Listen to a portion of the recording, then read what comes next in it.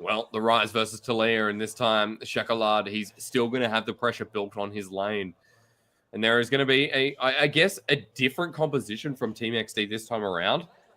I see prominence in the bottom lane this time, rather than last time. I was like, they're getting pushed out, and this is maybe what I come to expect. Yeah, it's going to be a really good lane for Team XD, although the one downside for it is if they stand together. If they ever stand together, Rakan's going to get a perfect engage on whoever doesn't have the black shield onto them. So as long as Team XD stand away from each other, it shouldn't be too much of a problem. They've got priority in the bottom lane, they've got priority in the mid lane, and now let's take a look at the top lane. That's really the only one that I have a little bit of struggles with. But as long as Poppy manages to make it to one item without dying, then she should be fine.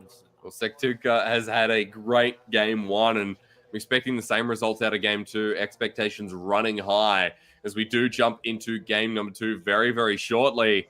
Both of them from the Czechia and Slovakian qualifiers.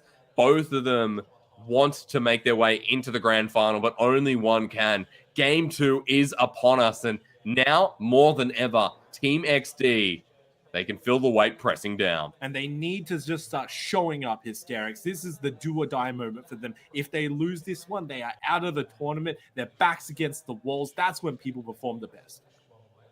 So does the moment sit nicely with them, or is the pressure going to be too much? Let's head on to Summoner's Rift and see how it feels for Team XD.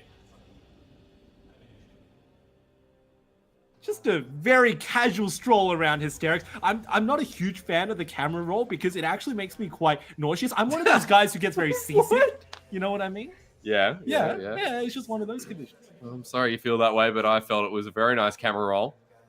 And Nadi stepping onto the Xayah this game. Now, remember that Caitlyn always comes into the meta when we have these strong lanes, when we need to counter these AD carries. And Neon, laning phase is going to have to be all about him. This is quite odd. I mean, Neon's gone for the Doran shield. We don't really usually see that in professional play anymore because bottom lanes know that their main job is to exert damage, not necessarily soak it up. And also, Doran's shield isn't that strong in ADC position. But both of these two ADCs, they respect the other one, and they respect the fact that they're waiting for their one-item power spike before they can necessarily fight. So it's going to be very defensive either way. And I think that for the context of this bottom lane, where Team XD just want to neutralize anything that comes their way, works quite well. But still, a heavy composition that is going to require, again, snowballing from Team XD. You have a big front line, but pick potential's there this time around. And that is going to be the difference. eSuba, a team that have just come out of the gates rolling in game one.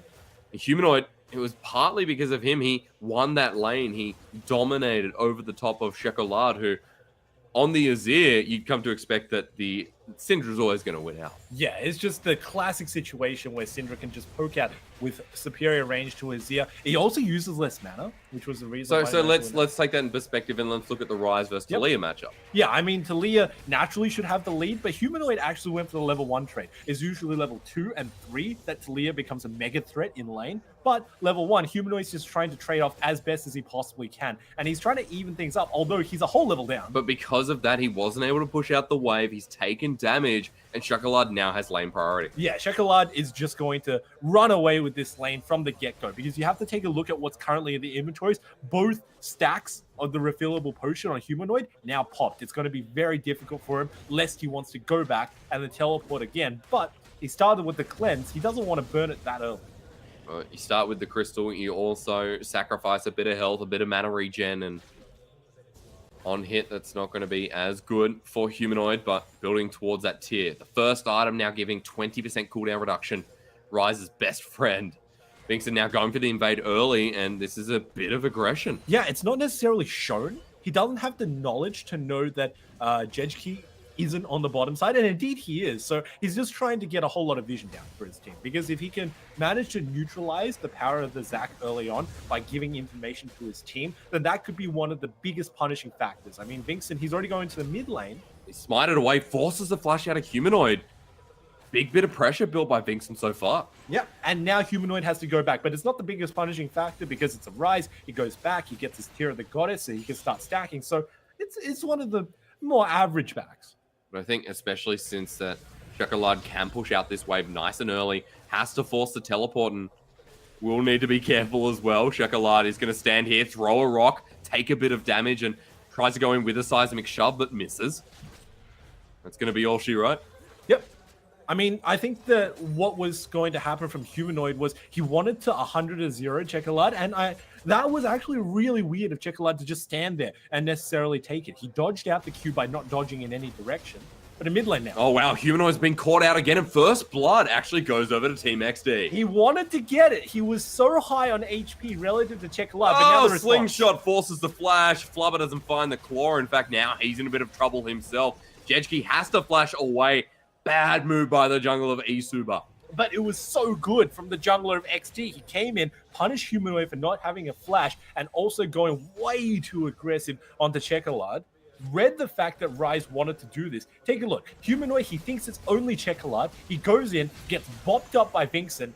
No response available. He dragged a minion with him as well. I mean, there was obviously going to be vision there, and full vision at that. And Jejki, he tries to come in and respond and has to burn his summoner. It is a flash, but Jejki has to get out and use his flash of his own. So it's not that optimal given the fact that Zach also always wants his flash for these dives, for every single edge case scenario that he may bring forward. But now Vincent has First Blood. He's able to go back and he gets the skirmishes. And this means that it's going to be a very, very dangerous Sejuani.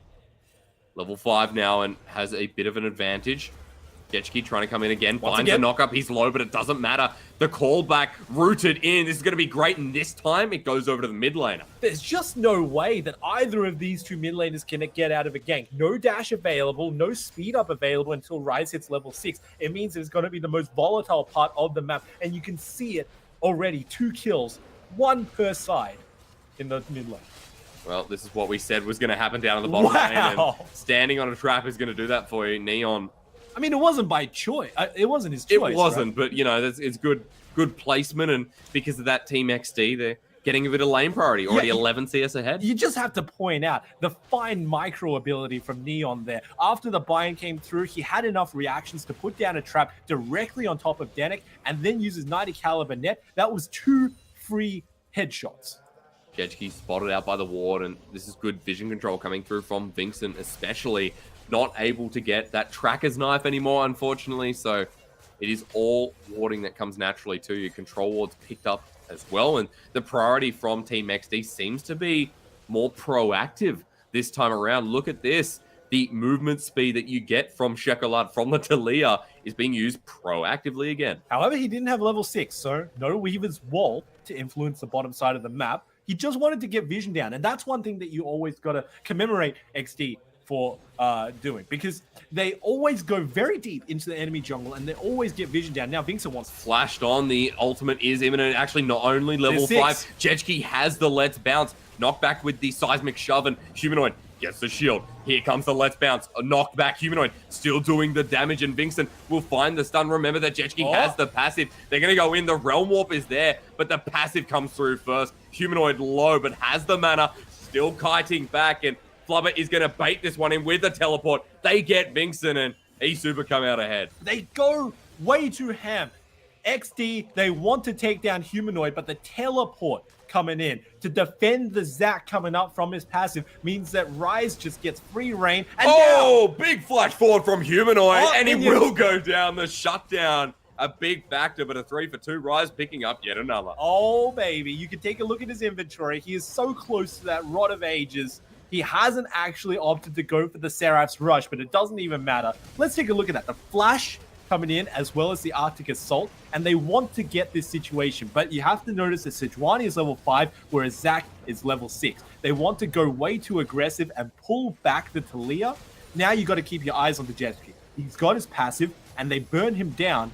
Now Humanoid has so much free reign to just machine gun with all of his abilities.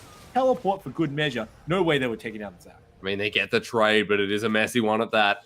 And eSuba, they hold a small gold lead, but a small one at that. And 8 minutes into the game, an explosive one, a huge, huge moment for Chocolat as he started out strong with the help of Vincent, but it's been thrown right back. You now have a Rise that is almost a Rod of Ages, almost moving forward with this Seraph's Embrace, and caught out. Chocolat will not find the seismic shove. This is an easy kill. Oh, man.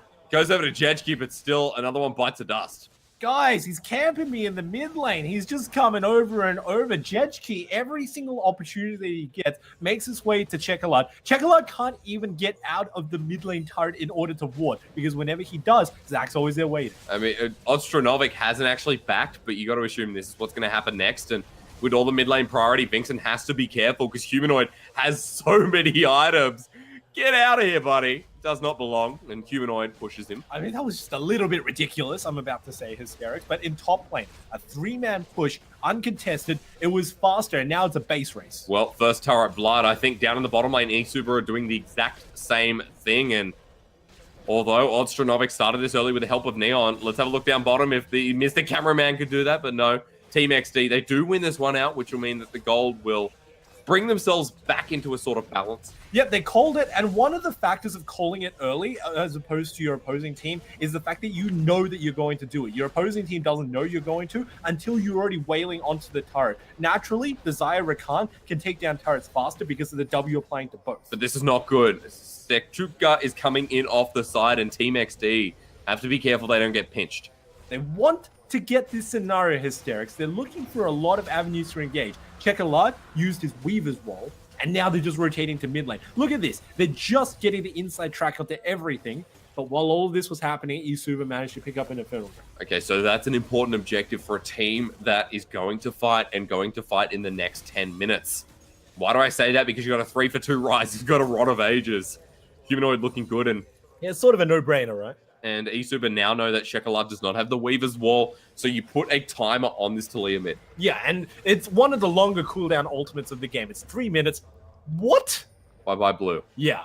He just managed to steal that away from the enemy. And if they could secure it well, I mean, themselves, that's his own jungle breach. That's Jetchki who was taking that. Yep. It wasn't a steal. It wasn't like, hey, I'm going to leave it for one No, health. of course not. Yeah. They found Chekalad again. The Seismic Shove this time connects, and Vincent is going to have to use the ultimate to stop him. The Realm Warp stopped. Here comes Ace in the hole. Will lock it down. Neon picks up the kill. Now TXD want to get the hell out of this jungle because they want ESB to get out of the jungle. One kill will be all they need, and Denix still on the run. Vincent following up Jetchki. Who will they go for? Can he dash back? Going to be the Rakan, and has to use the quickness, but maybe just get the charm. No, I guess not, and will survive, but that is a great binding. Seismic Shove to follow suit. The Let's Bounce, he lives for now, and TXD is still chasing this one down. They're under Jetchki, under turret, and I think they'll leave it at that. Yeah, I mean, they wanted to get it, and you could see what was going through Denix's mind. He used the quickness just to catch up to Jetchki in order to use his dash back onto him, and he actually managed to dodge out a lot. But after the Morgana bind hit, it was all lights out, good night. Now, as our screen does freeze, I believe that Nanius was coming in off the side for Neon, and I'm sure that one will flash into succession as soon as we do see it. But for eSuba now, no, Neon's actually alive. Neon did not die, so that would be because they're on this, probably on the same team. Yeah, they're on the correct side of the map. Smart. Yeah. Smart. All right. Now, all you need to do is walk back to your turret. But now that we're back, we have an Infernal Drake and we have a 1,000 gold lead for eSuba. And the pressure building up from Humanoid. This is important because this Rise is 30 CS ahead. He is an item ahead of Chekalad. And when a Rise gets ahead, the snowball is very hard to stop. That is correct. I mean, he's already on the snowball train, so it's very hard to push him off of it. He's punched his ticket, and he's just leaning back. And he's 1,000 gold ahead. Yeah, it's really difficult to stop him. He's even got his Mercury Treads, which means that if you want to stun him up with the Sejuani ultimate, with the Sejuani E, bad luck, mate. It's just going to last 25% shorter than usual. Now you got to keep your eyes on the minimap and say, where exactly can Team XD to fight to come back from this situation? Last game, they took down a Rift Herald, which, you know, reasonably worked inside this scenario. Rift Herald is up in this game, and that should naturally be where they keep their eyes. Now, Odronovic has no mana. Humanoid knows this, and the chase begins. Jetchki coming in off the side, and I think this Poppy has made a drastically bad mistake and going to be caught out. This should be a kill going over to Humanoid. The rotation is up here as well. The Rakan knocked back in the flash means it survives, and Vincent pushing in. Everyone coming in now. Re-engage. And the jungler's been caught out. Nadia's on off the side. It's a battle on two fronts, which has been controlled onto Vincent. ESB moving forward. Chekalad does not find the knockup, but the Dark Binding's there to teleport the cleanse, and Nadius does control this jungle. Odstronovic coming back in with full mana. All right, wait for the Poppy Mega Hammer. There's the Weaver's Wall, splits them off. The Dark Binding misses.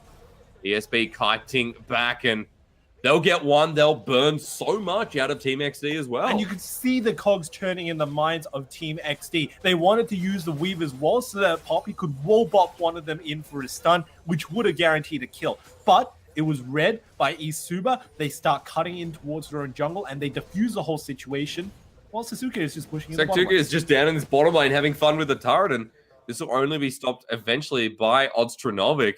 Humanoids in the side lane, and this 1-3-1 is so powerful from eSuba. Already, you're just putting Ryze into the side lane. He's got Cleanse instead of TP, but he doesn't even need a TP Hysterics because he's just so far forward. If anybody decides to gank him, I reckon that he could actually 1v2 right now. Well, Sektuka still pushes up, and a 20 CS ahead, 30 CS ahead on the Ryze, and 10 CS ahead on that bottom lane. eSuba this time, they've pretty much dominated the lanes that I dare say maybe should not have been dominated. No, I mean, these lanes, they weren't in the favor.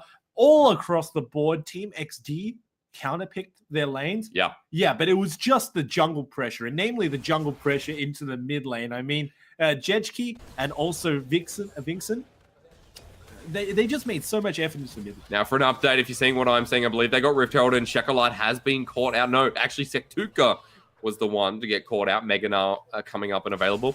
Rift Herald picked up by ASP, and it's another objective that they've just taken advantage of. And I just said that this was something that XD needed to pick up if they wanted to come back into this game. Yet another thing denied off the board, and it's just a slow choking death that eSuba is currently giving over to Team.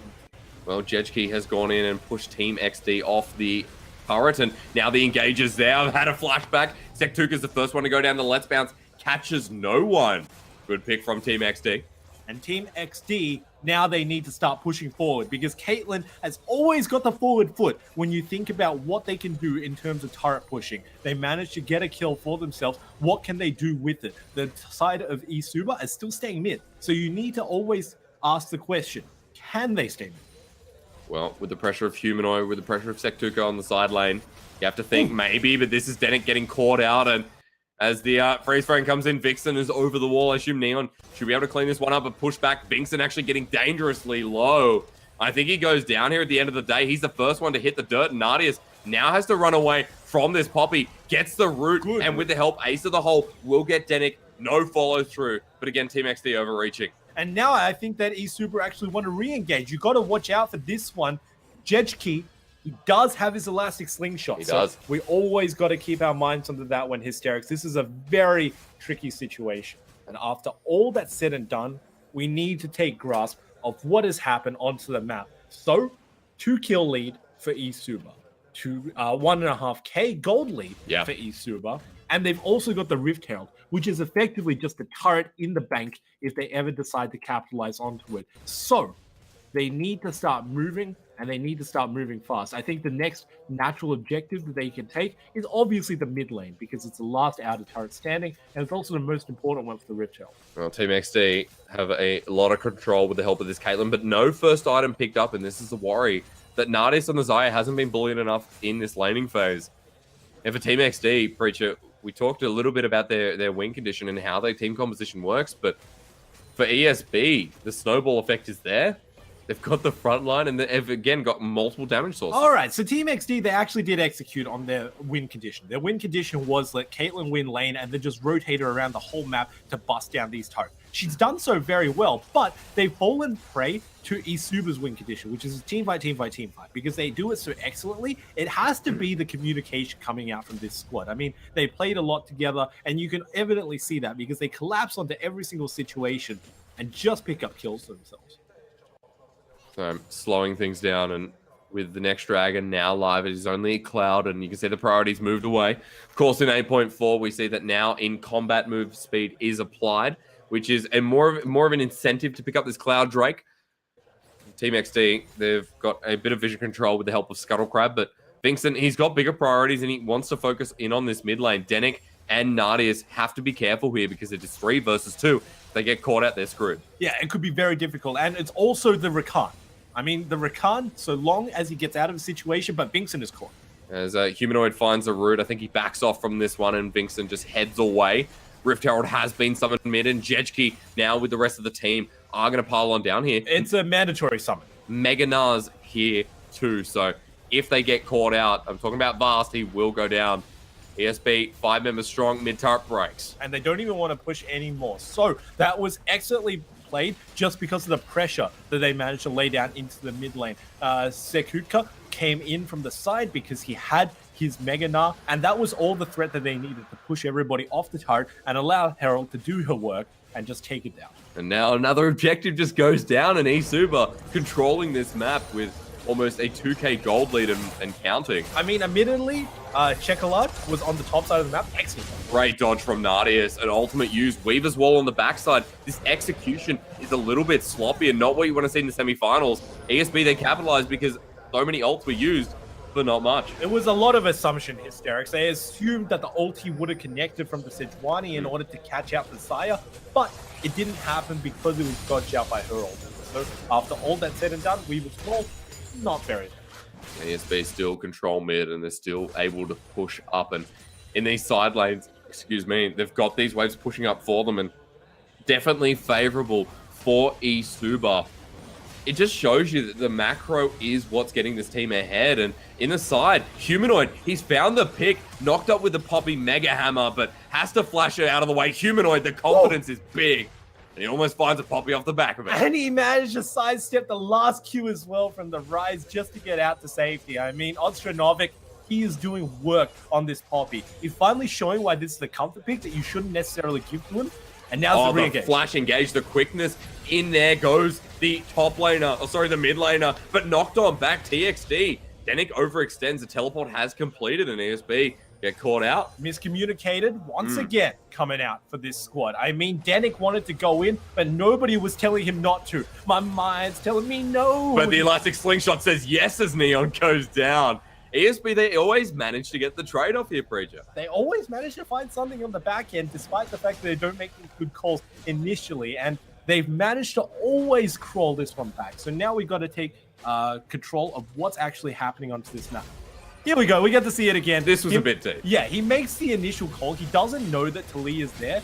And now that she comes in with the teleport as well, everybody else is saying, okay, we're going to get out of there. Sorry, mate. You're sort of just caught and left to the wall. But here's the re-engage that we need to watch out for. Because Jedki, he's always looking for a re-engage. And Neon just does not respect the range of the elastic. I mean, there's individual mistakes coming out of both teams. And they're always there to capitalize on it. It's really who is quicker to the chase, and eSuba dominating at least 50-60% of this map. The vision control's there, and the information so valuable as Humanoid. As soon as he clears this turret breacher, it's going to be deeper, it's going to be harder, stronger, faster for eSuba. Team XD, they're going to be on the defensive again. Everything now busted down. The outer turrets no longer stand, and eSuba, shortly, they're going to command a whole lot of vision over this map. You can already see Control Ward, 2 of them plays top. Here's a fight. Jetski caught out, and he's not going to be able to get out of this one. The Weaver's Wall to corner him. Over the wall, maybe survives for now, but Denik is the next target. Ace in the hole, blocked as it's flashed, and Nadius has to join up with that flash train too. Next D, they pull out a lot of summoners for that, but at the cost of their bottom lane turret. Yeah, and Nerves of Steel coming out from Nadius as well. He could have easily just flashed over the wall to safety, but instead he holds onto it to block out the ace in the hole before flashing out to his own safety. So, not only looking out for himself, also looking out for his teammate. You got to give a +1 honor to him regardless. Well, getting caught out is now eSuba a lot more, and 5k gold lead, but still pulling these fights where maybe they don't have that full vision control. Need to go deeper into the jungle, and it's all come back to Vincent being at the right place at the right time.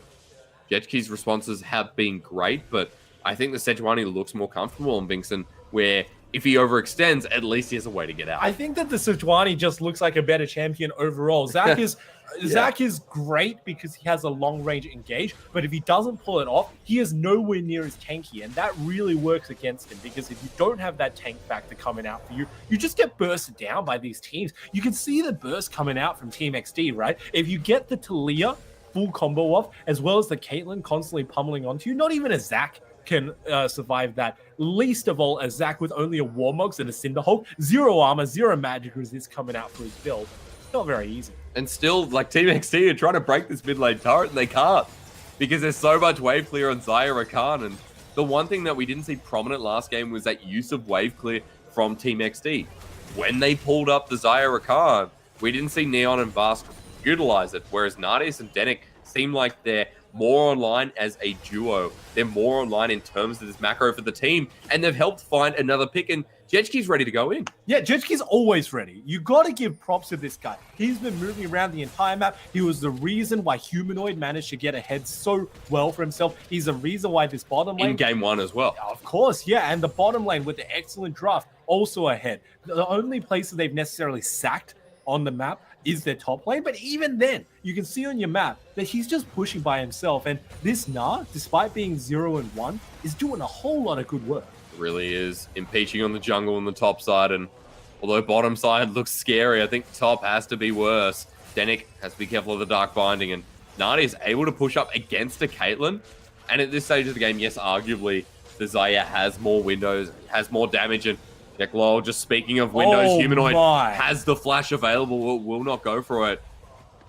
So this is a Rise that's really just scaled. I mean, he knows that the cleanse is available for the Talia, so he doesn't want to go in and risk his life under the turret. But that was 2 spells, this Garrett. Yeah. 2 spells onto the Talia. Who can deal with this Rise? It's just been demonstrated that nobody can. Someone has to rotate up. Shekelard is coming back, but Team XD still eye on the prize. Is in the top lane. Well, Jetski's coming in, and this is a 3 versus 2. The Let's Bounce brings back 1. It's the jungler. They do not find the Blade Caller, taking too much damage. He's going to regret this one. Caitlyn, with the help of Ignite, almost finds Jetski, who did not have the passive. That was a sliver of HP. I can't even count how little damage that was. Oh, the response is so clean. Team XD, they're caught out because eSuba are collapsing in. Humanoids picked up Bask. He's doing so much work, and Team XD, another fight that they can't win with a 5k gold lead on eSuba. That was desperately what Humanoid was looking for, Hysterics. He's just looking for a way to engage these fights. He can realistically tank out 2 people while taking down 1 and then getting out to safety. His Weaver's Wall, though... Well, it may have cornered them, but they still start Baron all the same. Weaver's Wall, who gives a crap, really? They're coming in over the side, and Shekelard is going to try and poke this one out. Poppy off there as well, and Ostronovic, he's going to be the face of this battle. Vincent, can he get the smite still? They're going in for it. Over the wall, being paced off. They turn, and that is the right decision. The jungler is now down, and Team XD have no hope in the world of getting that Baron. 2 kills. The Baron goes over to eSuba. They went over way too early, Hysterics. They didn't know how much health it was. They called it, and it was just the dive buddies of the Poppy and also the Sejuani. If they went over just 1 second later, that would have been much better, but it was just excellent, crisp calls coming out from eSuba. Oh, the jungle is in our pit. Free delivery service. Yeah. I guess we should just take her down and then get the Baron for free. It's a definition of teams that know exactly what to do in these pinpoint moments, and eSuba, they look calm and controlled. They literally don't care as they fling themselves over the Weaver's Wall to fight the Baron regardless. And now you got to keep your eyes onto Ostronovic and also onto Vincent. They don't know how much damage is coming down. They got a control ward in there, and then they just call it by coming over way too early. That was Ostronovic hitting the blast plant, takes down his own jungle. Well, I mean, they had no vision. The control ward well placed by eSuba, and that control, that comfort. There was no way that Team XD were getting away with a steal, and eSuba making sure of it. Now 8,000 gold in the lead. They control Summoner's Rift, and it looks like they might control the series. I think that was actually control ward placed from XD, but they meant make the call anyway. And it was Ostronovic hitting the blast plant. So, yeah, very questionable. I mean, he delivered his jungler to her ultimate fate. Maybe allow Sejuani to order the blast plant, so then she knows where she's going in for the smite steal. But regardless, the Baron goes over to eSuba as well as a couple of kills, and now they're barreling down. This is what happens when a Rise gets ahead early in a lane that is meant to counter him, that is meant to outpush him. And Shekelard has had nothing but pain in this game. He's on 2 items. Guess what? Humanoid, he's on towards his 4th item, which is going to be a Void Staff, no doubt. I cannot believe that. I mean, he is so far accelerated into his build. It's not even 30 minutes. He's walking under turret. He does not care. Humanoid takes a seismic shove, and it does nothing. And he didn't even use his Seraphs in all of that trade, so now they're going for it. Well, they force a flash, and Shekelard has nothing to come back in. Bottom lane turret is destroyed.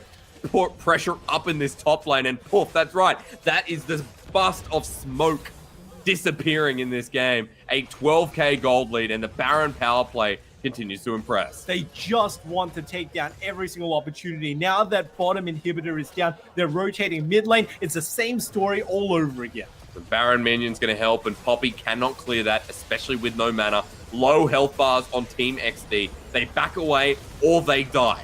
What's it going to be? It looks like it's going to be death, and Denick rushing into the base could be the final nail. Nardius, that's where the camera needs to go right now. This Xayah jumps into the base, cleans up one, and the last of the inhibitor turrets is going to fall. It should, but it's a one hit. And Humanoid has found the stun, the knock up there. Neon walking back in, but finds the kill. A 1-for-1 trade, but running out of the back. Maybe it's just one. The kill goes over, and now it's the 1-for-1. Lockdown. Humanoid's there. Runs out of the base. They're just going to leave Sektuka to do his own thing, I guess. And Neon and behind. Valkseed, they're going to come in as well. There's no Meganar here, so he's going down. And ambitious by eSuba, but I guess they got what they came for. I mean, while that was happening and they were running yakety sacks in the top lane, it just allowed eSuba to pick up the mid inhibitor as well. Now all they need to do is go back, lick their wounds, wait for Sektuka to come back up, and then they could just go into the top lane, pick up the last inhibitor standing for the side of XD, and then hammer it in. Void Staff picked up by Humanoid. This is a 5-item rise. That means business. You walk into a Tupperware party, and this guy, he's the one that buys all 20 containers. And Team XD, they know they're dealing with a salesman here, and right now a 6-for-3 rise. He's the worst kind. This is like walking into a Tupperware party, right? And then you see a person who's got spaghetti. You're like, cool, it's spaghetti. I like it. You dig into it. It's got lasagna on the bottom. He's got multiple layers. He's complex. He's looking down your eyes and he's just saying, I won this. I don't think you've seen or been to a Tupperware party, Preacher. But anyway, we're going to find out soon as eSuba want to put that nail in. The teleport is actually continued and has to be flashed away by Sektuka. He doesn't have Meganar, but Nardius is trying to clean up this fight. The Xayah is big as well. Jejki jumps back in, tries to find the sling, and does. The target is Neon as he flashes away. And eSuba want to find one. That's Nardius. The man has been on Besiktas, and now he wants to take it to the grand final. Let's bounce, says Zach, for a double kill for eSuba. 3 members, they lay in the dirt, they've built their graves, and Team XD, they're going to fall out because eSuba, they want the Nexus. Just like the first game, Hysterics, there were easily signs of life available for XD. They're diving. Oh my god, Humanoid's not taking any damage because the minions are there, finding the kills in the fountain. Humanoid, he gets one, he finds a Nexus kill as well. eSuba, a clean 2-0